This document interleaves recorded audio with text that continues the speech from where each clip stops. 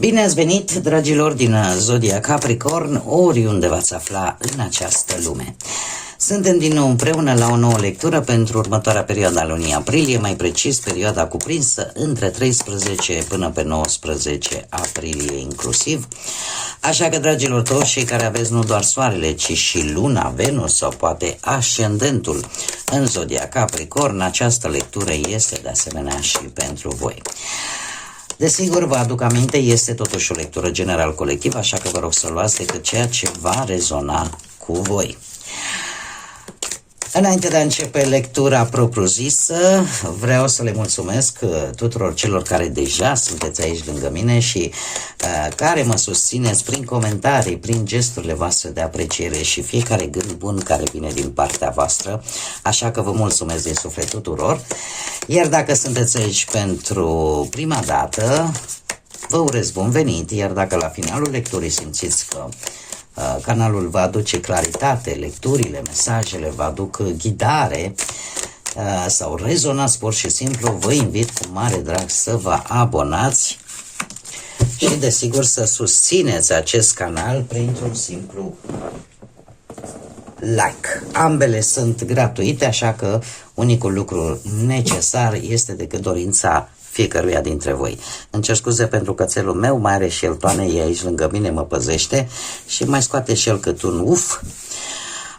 Sper să nu mă deranjeze prea mult și să mă lase să urmez lectura.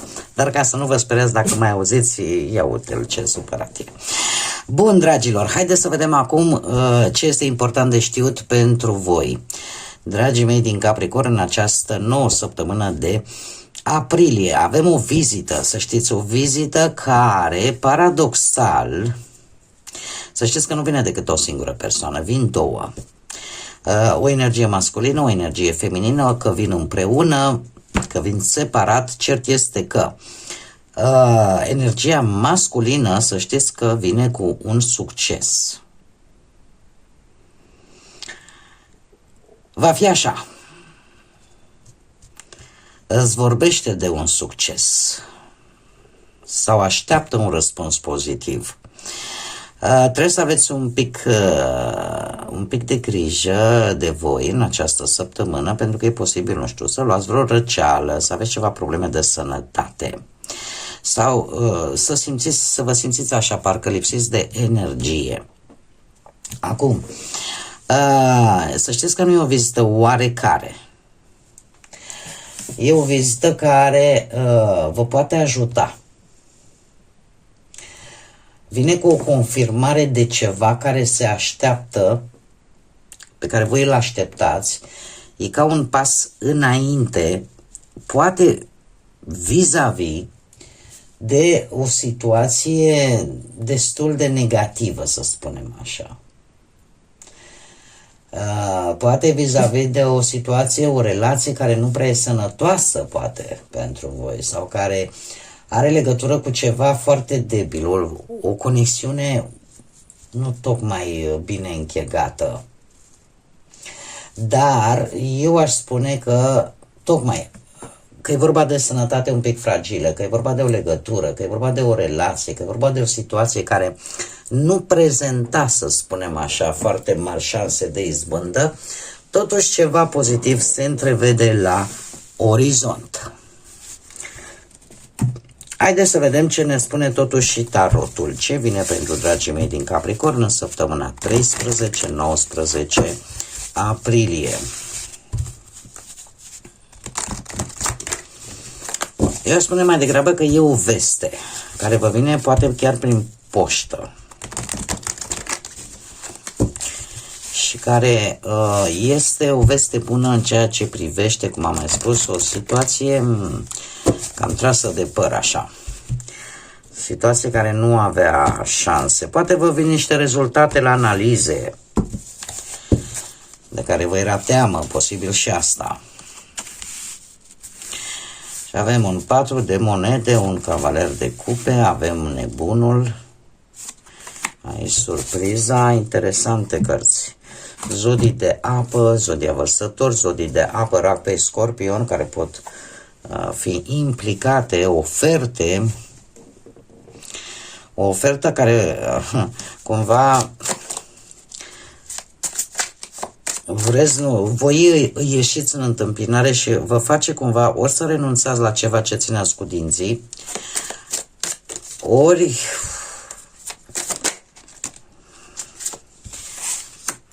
da, ori să abordați lucrurile un pic diferit față de cum ați făcut-o până acum, să știți. Clarificăm cavalerul de cupe, te rog. Foarte interesant. Deja avem 3 arcane majore. Clarificăm nebunul, te rog.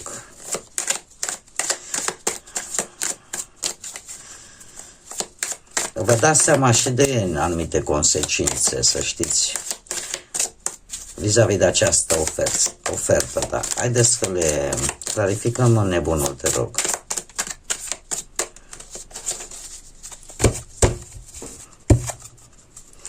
Clarificăm nebunul, ia să vedem. Să lăsăm aici. Da, să știți, noi începuturi, noi situații, noi studii, de ce nu? Haideți să luăm cu începutul. Dragii mei dragi, 4 de monede și forța, zodia leu, poate sau nu să vă spună ceva, sau zodia balanță, sau zodii de apă, cum bine am văzut, rac, pești, scorpion, sau de pământ, taur, fecioară, capricorn. Să știți că și avem chiar și zodia vărsător.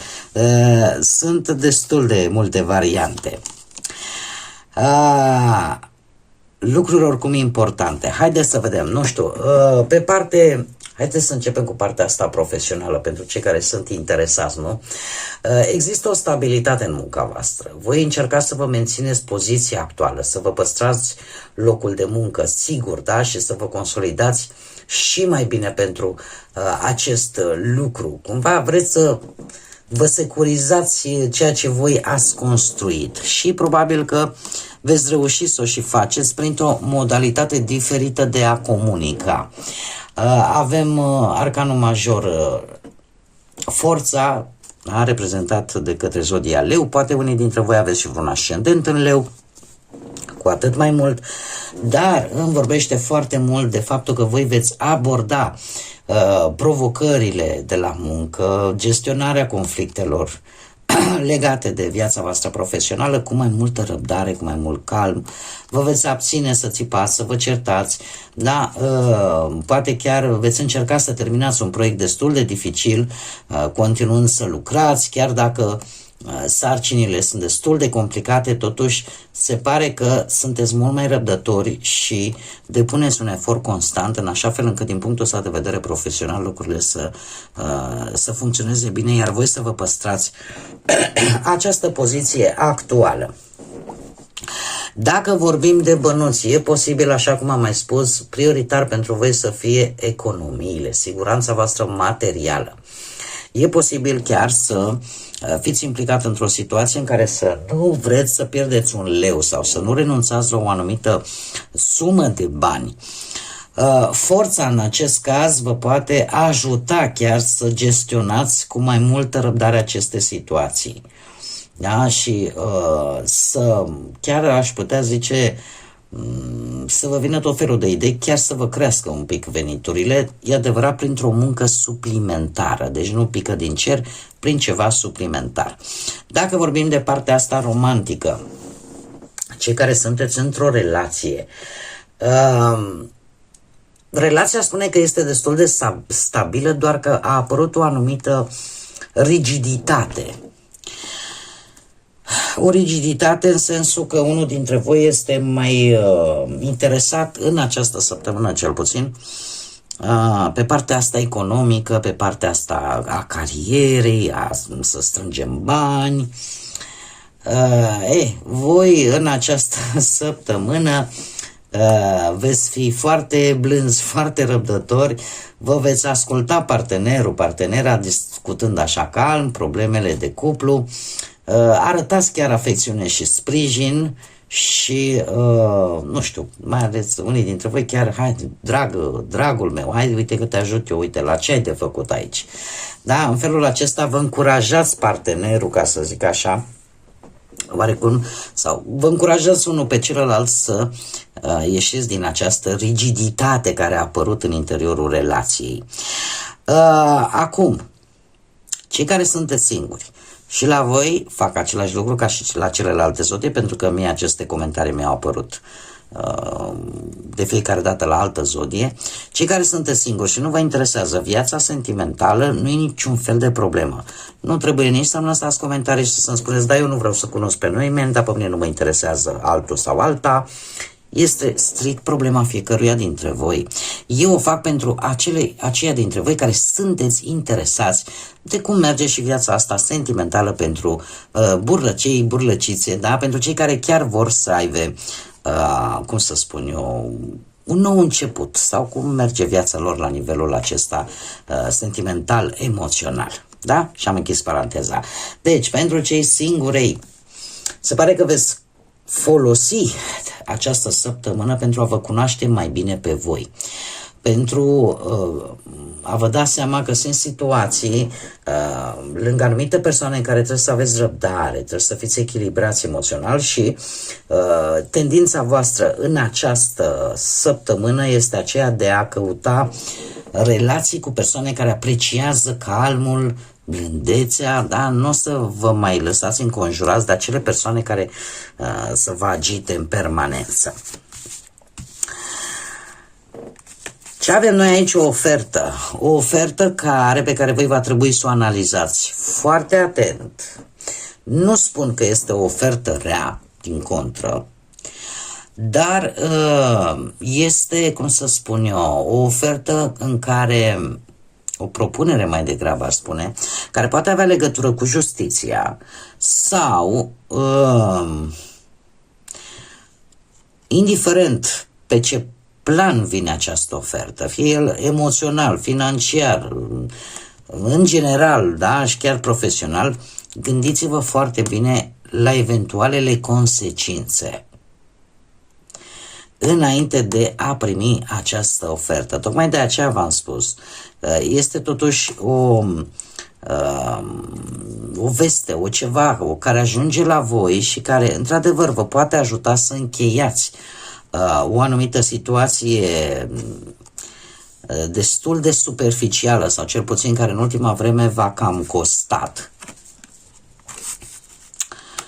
Dar gândiți-vă și luați în calcul și consecințele. Justiția, în cazul de față, aș spune că vine cu decizii. Atâta timp cât ești sigură că știi despre ce este vorba în această propunere, în această ofertă, atâta timp cât vizualizezi, dacă iau cu tare decizie, care sunt consecințele, dacă iau o altă decizie, de asemenea. Deci, ideea este că trebuie să acționați nu numai corect, dar și ținând cont de viitoarele rezultate, da? Trebuie să vă bazați pe fapte și să analizați toate informațiile înainte de a vă decide respectiv a accepta această propunere, care ea poate să fie bună, da? Trebuie să vă spun că este oarecum o propunere temporară, adică nu va dura, știi, îți propun cu tare, îți fac o ofertă, dar ai timp tot timpul din lume să alegi. Nu, este totuși ceva limitat, dar desigur bine ar fi să o analizați, să analizați informațiile în așa fel încât să știți exact ce alegeți să faceți. Acest arcan major, nebunul, împreună cu asul de cupe și acest paj de monede îmi vorbește de un nou început, în special pe ceva ce voi v-ați dorit. Se pune foarte mult accent pe, cum să zic eu,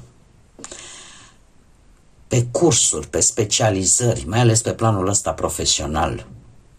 Voi primiți o oportunitate, fie ea de muncă, fie ea e ceva nou, care promite să, cum să spun eu, ceva stabil. Promite ceva stabil. Acum e posibil ca voi să vreți să începeți un proiect nou, care în timp să vă aducă stabilitate. Poate vreți să învățați o meserie, altă meserie, dacă nu o meserie. Aici e vorba de noi începuturi, se accentuează acest lucru, ceva nou care vine în viața voastră, către care voi sunteți deschiși. Și accentul se pune, cum am mai spus, pe ceva ce ține foarte mult de voi, de ce vă place vouă să faceți. Nu știu, poate unii dintre voi, domnule, nu mi-am terminat școala, nu mi-am terminat facultatea, nu mi-am terminat sau vreau să fac cu tare curs ca să mă specializez. Există această posibilitate în această săptămână. Așa, per general, trebuie totuși să fie asumat. Eu știu foarte, cum să spun eu, nebunul este guvernat de către Uranus, da? Care ne dă acest sentiment de curaj, de libertate, de explorare. Da? Posibil ca unii dintre voi să încerce tot felul de joburi, tot felul de provocări noi, sau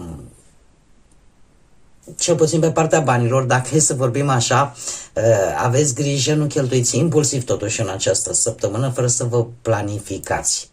Da? Să evitați totuși să vă aruncați în investiții prea riscante fără să vă documentați. Încă o dată apare acest aspect al informației. Partea asta relațională, sentimentală, aș spune că, din contră, apare o reîntinerire, posibilitatea reîntineririi relației voastre cu celălalt. Poate prin mici surprize, excursii scurte, activități neobișnuite, o comunicare sinceră și spontană despre ceea ce voi vreți sau ceea ce voi simțiți și invers de la partenerul vostru, face ca, într-un fel sau altul, relația în sine să capete noi valențe. Relația voastră să intre într-o etapă de construcție practică, în sensul în care începeți să vă faceți planuri pentru viitor, începeți să construiți ceva împreună, da? Iar lucrul ăsta aduce stabilitate relației. Chiar și cei singurei, aș spune că voi explorați întâlniri noi, activități sociale noi, veți încerca tot felul de hobby-uri, da? Ceea ce vă place vouă să faceți, iar asta vă ajută să cunoașteți oameni diferiți. Oameni diferiți care, la rândul lor,